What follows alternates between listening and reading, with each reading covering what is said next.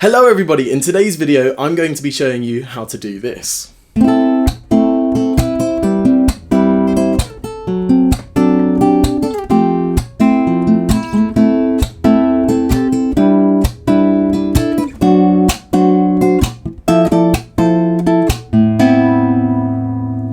Now you might be thinking, why would I want to learn this random riff? But it's not about the riff, it's about the technique that I'm using to get this snare sound. Learning this technique properly can transform your playing because as well as playing chords and melody at the same time, we can now add a percussive side into it as well. Now you might also be thinking, if the whole technique is just throwing your hand at the strings so we get that sound, Billy, why are you making an entire video tutorial on this? And that seems like a valid point, but the reason is, if you think about what we're really doing, we're imitating a drum kit, and specifically a snare drum.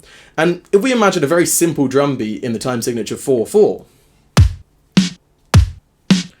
the snare drum is always happening on beats 2 and 4, and the odds for us to not want to play a note at the same time as one of those beats is pretty slim to none. Now in the scenario where we don't actually play anything on beats 2 or 4, then it doesn't really matter how you do the technique, you just throw your hands at the strings, making sure that those bass strings are getting enough pressure to just hit the frets, because that's where that sound comes from. But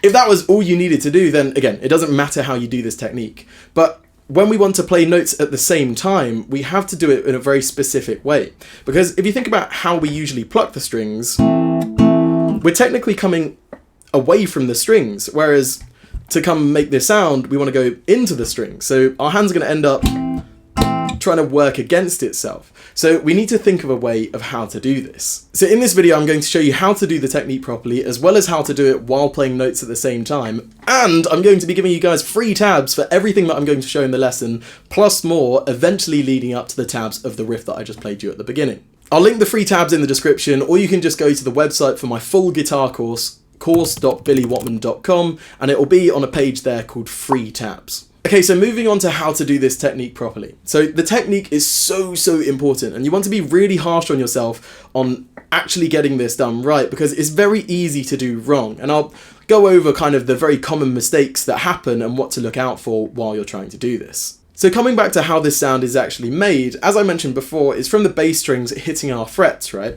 So I want you to just experiment with just throwing your thumb, and don't worry too much about the motion for now, I'll get into that in a minute, but just find that pressure, because if you go too light, you just get a bit more of a thud sound, and if we go too hard, we get this sound, which is actually from fretting the guitar backwards. So again, don't think about it too much, just go with your thumb and just find that sweet spot where the strings just hit the frets and then instantly bounce off.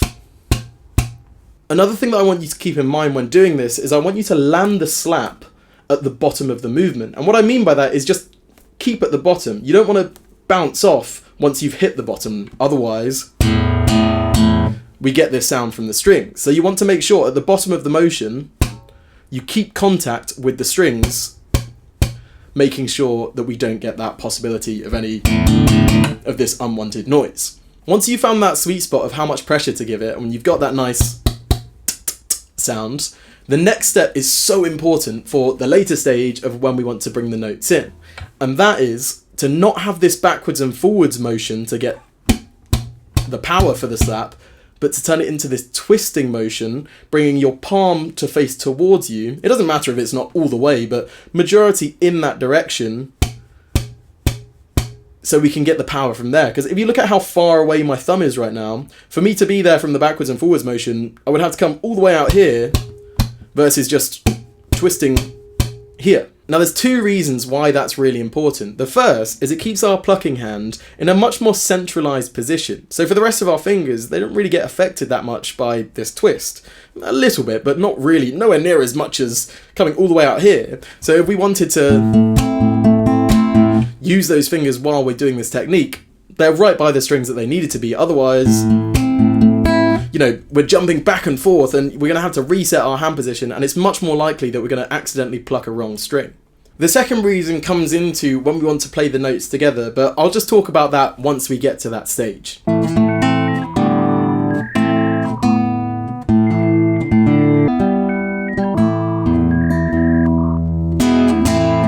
So first what we're going to do to try and just get the slap motion is we're going to put this behind a little chord progression that I've got written out for you, going chord, slap, chord, slap.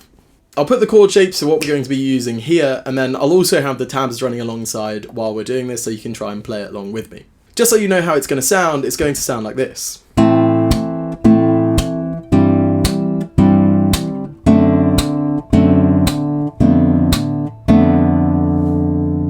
Now there's just two more things I want to say about your thumb position before we get going. The first is you don't want to have your thumb too in line with the strings, otherwise we face the problem of going through the strings and that's definitely going to throw off our playing. So you actually want to just have this ever so slight down angle when you're doing this to eliminate that problem. And you also don't want to be facing too far up because then we've kind of got a different problem that now our fingers are so far away and we're kind of in the wrong hand position here. So just want to make sure that slight down angle with your thumb.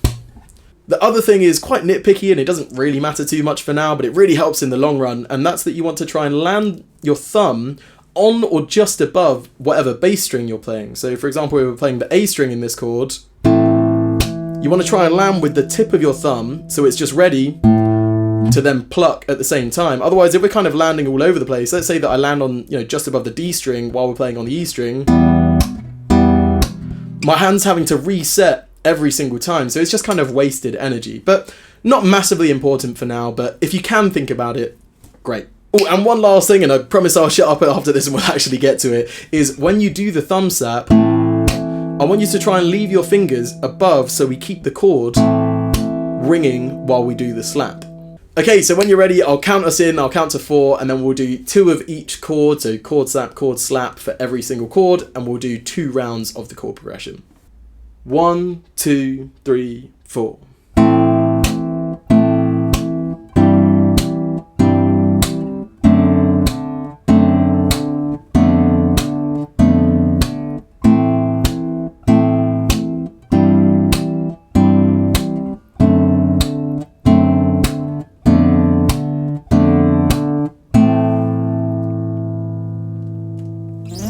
So just practice that and just really try and get that motion in. So really focus on that twist. We don't want this backwards and forwards motion, right? And if you're struggling, a good tip I can give you is if you come to the side of your guitar and you just try and throw your thumb into the wood, almost everybody does this perfectly. And this motion is more or less identical of what we want to be doing to the strings. So just really try and get that down and force that muscle memory to get that twist. It can really help as well if you look at your hand while you're doing it, because it's very easy for our brains to be thinking that we're moving a lot more than we actually are. So I'd rather you over-accentuate the movement now, because over time your hand will just become a bit more efficient and it won't need to move as far away. But when you're learning it, you want to try and force that twisting motion in the muscle memory. So it's a good idea to just come a little bit further away than what you actually need to with that twist, so that you really learn how to kind of transfer the, same as this, the power through that twisting motion and not through the entire arm. Now, once you have that down, we can start looking at how to do it with notes at the same time. Now, when I explain this to you, it's going to sound really simple and it's going to be like, oh yeah, that's easy. But then trying to put it into practice is, a whole different thing, because then, our brain's suddenly thinking about a whole bunch of different things and it just messes up the motion. But I'll go through all the things that usually go wrong and what you want to look out for. So the motion from what I've just taught you with this twist with our thumb, of doing the slap on its own to then playing it with notes, is exactly the same. If you look at my hand motion, yeah, my actual hand motion is the same. The only thing that's changing is I'm doing a slight strum down with my fingers. But you don't want to think about it like a strum, because as soon as you start thinking about it like a strum, your brain will just forget about the slap and you'll just start kind of doing this and not really get the slap very much. So you always want to have the slap at the front of your mind, because all that's happening, right, is at the bottom of the motion, you're just extending your fingers. Don't think about it like a strum, just think about it like that. So the setup, right, what we're going to have, if we imagine that we're playing our A minor chord here, so we've got our thumb, tip of our thumb on the A string here, and think about this is where we would land, okay? So from here, you want to have the nail of your middle finger resting on the G string. And then from here, all that's going to happen, don't strum down, so no hand motion like this, all in the finger. Notice how my hand stays in the exact same position, right? You don't want to have this going on. So just feel that motion first, and you can go with just the middle or the middle and the ring. It doesn't really matter. You just don't want to use the index finger because we will end up using that for, you know, later plucking after in between around this, what I call the slap strum. So all that you want to happen, right, is have this hand position of where we land for the slap, tip of the thumb is on the A string, and our middle finger is touching the G string, right? This exact hand position is basically where you want to start with this motion. And all that's happening from here, from that exact hand position, is that at the bottom of the slap, boop, fingers just get extended, right? So then literally, that's how it works. Now, as I just said before, it's very easy for me to just sit here and be like, yeah, just do the slap and then just extend your fingers. And you'll probably find when you start doing it, you want to make sure just don't come from up, because you won't really get the slap as much, because suddenly we're coming from, you know, the wrong direction with trying to put this into the strings. So focus on that slap. And just to show you that it's so important to keep the focus on the slap, you can have this with no extension of the fingers. I'm not saying to do it like this because, you know, there's no point, but just to show you how important the focus is on just having that hand position in the slap, that's where it comes from. The rest of it is just, you know, letting those fingers extend so they land underneath your high E string. Okay, so just practice that on your own as many times as you need to just really try and get that motion. And don't worry if it's kind of a little bit messy at the moment. It's a similar concept with bar chords, right? You've got to do them a bit bad for them to get good. So don't worry if it's not perfect yet. But as long as you're getting some sort of noise and focusing on that slap, I'd rather you have the slap there and the chords sound really rubbish rather than having nice sounding chords and no slap.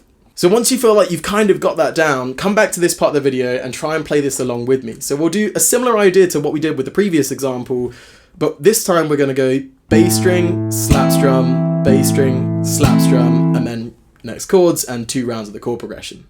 So when you're ready, 1, 2, 3, 4.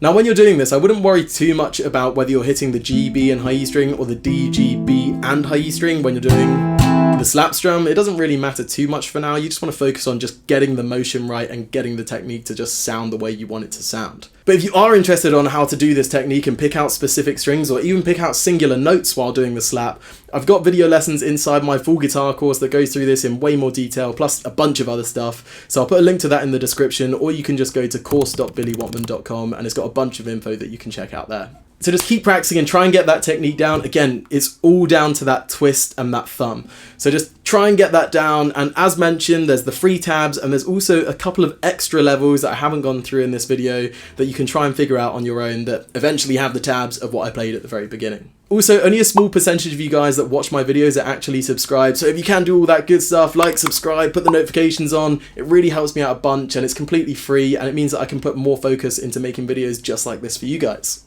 Until the next one, love you all.